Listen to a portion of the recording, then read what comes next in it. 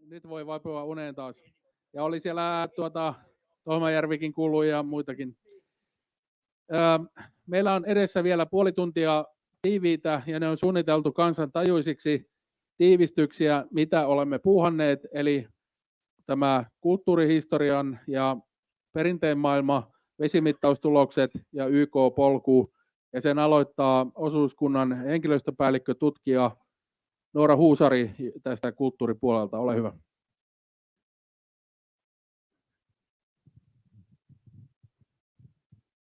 Joo, kiitos.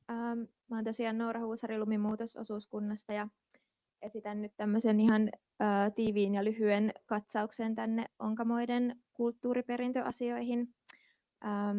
Joku saattaa ehkä ihmetellä, että mitä kulttuuriperintöasiat tekee järvikunnostusta käsittelevässä seminaarissa.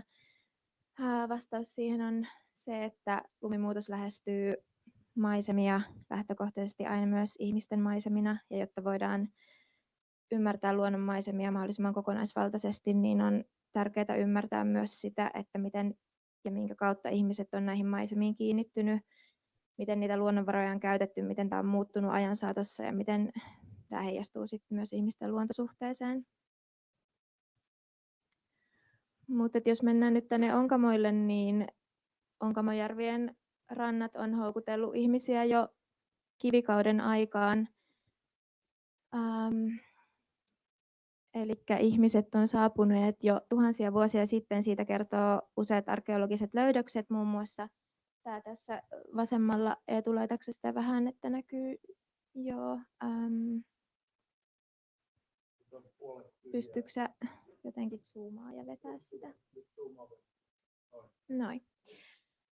Nämä saviastialöydökset on löytö, joka kertoo elämästä tuhansien vuosien takaa. Ja tarkkaan ei tiedetä, että keitä nämä kivikauden ihmiset on olleet, mutta voidaan olettaa, että onkamonkalaiset vedet on vetänyt heitä puoleensa.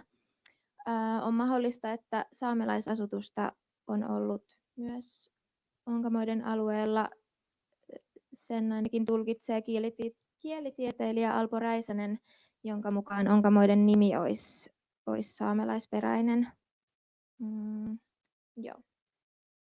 Sitten mä oon tähän pyrkinyt hahmottelemaan tämmöisiä erilaisia aikakausia, jotka heijastelee sitten erilaista luonnonvarojen käyttöä alueella. Lähdin liikkeelle karjalaisten ajasta, koska siitä voi ehkä jotain jo sanoa. Kun karjalaisen kulttuuriin tai sen karjalaisten ihmisten vanhaan maailmaan, se on pohjannut pyynti- ja keräilykulttuuri, eli metsästys, kalastus, marjastus. Sitten on ollut myös kaskiviljelyä, joka on toki jo muuttanut näitä metsiä, mutta se on ollut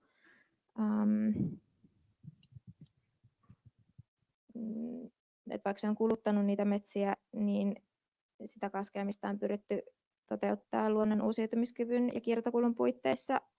Ja siihen kuuluu myös sit metsiin kohdistuvia uskomusjärjestelmiä, että jos vertaa sitä vaikka peltoviljelyyn, joka muuttaa sen maiseman pysyväaikaisesti, niin tämä on ollut enemmän semmoista syklistä. Sitten runonlaulukulttuuri on kuulunut tiiviisti karjalaisuuteen.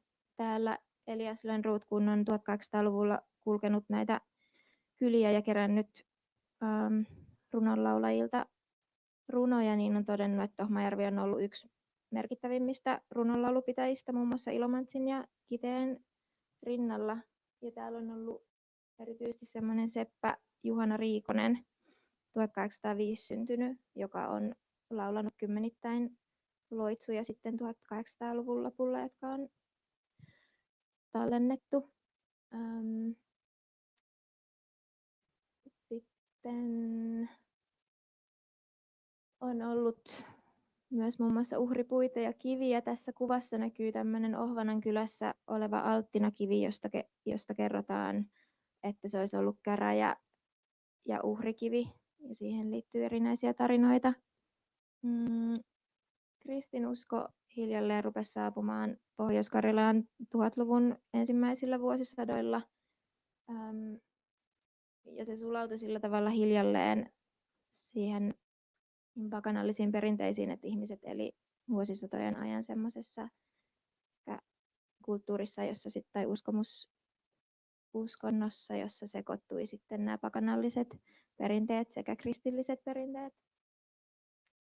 Mutta sitten tämmöinen historiallinen käännekohta oli ruptuurisota 1600-luvun puolivälissä, jossa sitten täällä niin kuin Ruotsin ja Venäjän raja-alueella kummankin puolen väestö toisiaan kohtaan käyttäytyi vihamielisesti ja luterilaiset muun muassa vainosi sitten ortodokseja niin pahasti, että he lähti sitten lähes kaikki täältä Venäjälle ja tilalle saapui sitten savolaisväestöä, jolloin sitten voidaan sanoa, että tämä kulttuuri täällä muuttui enemmän semmoiseksi savokarjalaiseksi.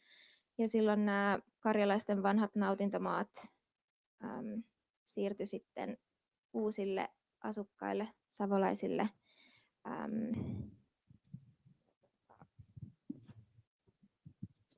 Ja ehkä tietyn ajan semmoinen maankäyttö sen myötä sitten hävisi.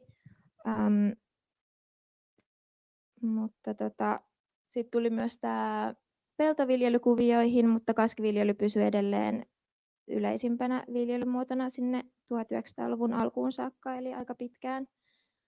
Ja edelleen tämä kalastuskeräilykulttuuri pysyi kiinteänä osana ihmisten elämää. Mutta sitten 1900-luvulla aika moni asia muuttui. Alettiin nostaa rautamalmia Onkamojärvistä 1200-luvun lopulla. Sitten olikin tämä jo mainittu järvenlasku 1930-luvulla. Maatalous alkoi kehittyä voimakkaasti, samoin metsätalous. Ja perheet eli sitten niin kuin usein sekä viljelystä, kalastuksesta että sitten metsätöistä. Ja sitten kun tullaan 1900-luvun puolivälin jälkeiseen aikaan tai sotien jälkeiseen aikaan, niin sitten tämä luonnonvarojen käyttö alkoi voimaperäistymään, että sitten soita alettiin yhä enemmän ojittamaan, metsätalous sai laajemmat mittasuhteet, turvetuotanto käynnistyi, tuli esimerkiksi turkistarhausta ja sitten se kalanviljelylaitos, näähän Tuovi kaikki mainitsikin omassa esityksessään. Tästä kalanviljelylaitoksesta semmoinen huomio, että kalastajat siitä on aiemmin kertonut, että silloin muikku muuttui mudanmakuiseksi tämän seurauksena. Mutta sitten tosiaan enemmän tästä kalastuksesta, koska kun puhutaan järvestä ja kulttuurista, niin Suomessa niin kalastus on olennainen osa sitä ja heijastelee semmoista vielä jotakin semmoista perinteisempää tapaa olla luonnon kanssa ja käyttää luonnonvaroja. Nostin tähän tämmöisen sananlaskun vuodelta 1855, jossa jo heijastuu se, että Onkamo on ollut kuuluisa kaloistaan. Ja Onkamoiden nuottauksesta tiedetään jo, että sitä on 1600-luvulla ainakin harjoitettu. Ja on tultu myös ulkopuolisista kylistä tänne asti, Kiteeltä ja Selkieltä muun muassa, nuottaamaan. Ja tätä perinnekulttuuria edustaa muun muassa, tai perinnetietoa edustaa muun muassa nämä apajapaikat, joita on kymmenittäin tunnetaan nimiltä. Ja muikustahan Onkamo on ensisijaisesti tunnettu, mutta myös Onkamon lahna on ollut hyvin suosittu ja haluttu kala. Lahnat on ollut ainakin aikaisemmin tosi isokokoisia Onkamoissa. Ja sitten talvella on pyydetty tyypillisesti rysillä madetta. Ja sitten kaloja on talven varalle tai vuoden tai säilötty kuivammalla ja sitten suolaamalla, ja kapakala on ollut suosittu särjestä tehty kuivattu herkku. Ja sitten kalastajat on kertoneet, että aiemmin on myös siikaa ja säynettä Onkamoista saatu, mutta että ne kannat on hävinneet tyystin. Ja tuossa oli ihana tuo ylempi kuva, kun siinä näkyy tuommoinen 3 sukupolven muikkuverkkojen käsittely, niin se oli musta jotenkin ihastuttava kuva. 80-luvulta. Sitten kalastuksesta vielä vähän lisää. Eli tämä nuottakalastus ammattimaistui 1900-luvun alussa. Nuotat oli usein yhteisomistuksessa useamman talon. Ihmiset kävi rannasta ostamassa suoraan kalastajilta kalaa ja niitä kuljetettiin myös hevosilla lähikyliin. Ja sitten myös Joensuussa myytiin paljon, sinne vietiin junilla ja busseilla.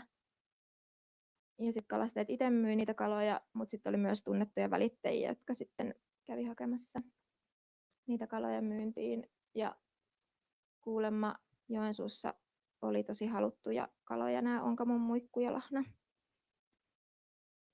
Mutta sitten tämä muikkukanta on myös välillä ollut heikossa kunnossa ja sitten on ollut kalastuskunta pyrkinyt rajoittamaan kalastusta ja siitä on ollut paljon riitaisia tapauksia läpi 1900-luvun.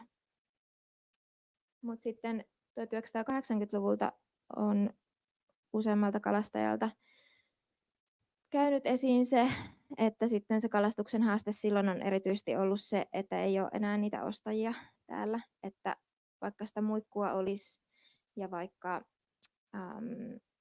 olisi halua kalastaa, niin sitten kun ei ole ostajia, niin sitten se kalastus on vähentynyt.